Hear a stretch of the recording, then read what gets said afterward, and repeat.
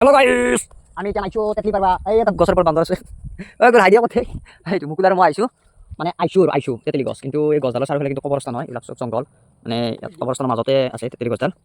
মানে তেতলি আগতে বহুত ওচৰত আছিল বহুত ওচৰত আছিল দেই এইবিলাক ওচৰত আমি হাতে দি চিঙিছিলো এইবিলাক তো এতিয়া অলপ ওপৰত আছে কি উঠি গৈছে মই উঠি মাৰ লাহে লাহে এই কিছুমান পাৰি লওঁ বহুত দিনৰ মূৰত আজি খাম আৰু এয়া মই আৰম্ভ কৰি আছো গছৰ উঠা এই তল পেলাই নিদিবি ৰ তল নেপাল দি বাপৰে বাপ প্ৰেক্টিছ নোহোৱা গৈছে দেই গছৰ উঠা তল পেলাই বটল পাৰি তুমি এয়া মুকুলে পুৰা ওপৰত উঠি গৈছে দেই অঁ মোবাইল এটা পকৰি আছে তোৰ মোবাইলটো আমি তেতলি গছত আছোঁ কয় মুকুল তেতলি এইবিলাক সৰু সৰু ওপৰত ডাঙৰ আছে এইবিলাক ডাঙৰ এইফালে ডাঙৰ আছে দেই এইবিলাক ডাঙৰ আছে আজি খাম আৰু দগৰি পুৰা এই ৰ উৰিমে ভাই ফাইনেলি গছৰ ওপৰত উঠিলোঁ এইবিলাক তেতলি এডাল এইফালে আছে এই দুডাল তলত পেলাই দিওঁ ৰ বাপৰে বাপৰে বাপৰে বাপৰে এই ভাঙি যায়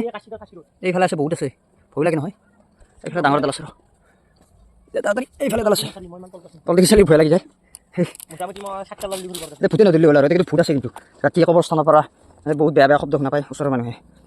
এদিন কাৰণে সাহস কৰিছোঁ আৰু ৰাতি হ'লে বাপৰে বাপ ভয় লাগে এইবিলাক তেতলি ফাইনেলি পালোঁ দেই এইখিনি ইয়াত আৰু আছে নেকি কত চিটকি বস্তু এইখিনি হৈ যাব আজি পৰা খাম আৰু এতিয়া বাপৰে বাপ ভাঙি গৈছে এডাল গছ পুৰা ডাঙৰ গছ বহুত পুৰণি গছ